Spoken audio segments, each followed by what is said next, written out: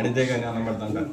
సంకల్పం దేవుడి దగ్గర నువ్వు ఏ ప్రాంతంలో ఉన్నావు, ఏ రోజు ఏ యొక్క ఋతులో, ఏ మాసంలో, ఏ పక్షంలోని, ఏ వారంలో, ఏ తిథిలో, ఏ నక్షత్రంలో పూర్తి చేసుకున్నావో సంకల్పం చెప్పాల్సిందే. ఆ సంకల్పం కావాలంటే రికార్డ్ చేసుకోవడం చెప్తాను, చేసుకోండి.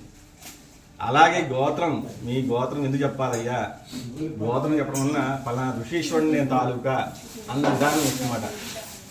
మీ ఇంటి పేరు చెప్తారా, పలానా ఇంటి పేరు అండి, మీ ఇలానండి మన తెలిసిన పలానా వాళ్ళు తెలుసండి ఇలా అని చెప్పుకుంటారు. ఎందుకంటే ఇంటి పేరు అలాగే గోత్రం ఏంటంటే శాస్త్రంలో ఇది గోత్రం చెప్తే పలానా ఋషీశ్వరుడు, పలానా మహర్షి ఉన్నాడు, ఆ యొక్క ఋషీశ్వరుడు యొక్క మనవలు అవుతుంటారు వాళ్ళు, వంశాంతరం అన్నమాట వాళ్ళు.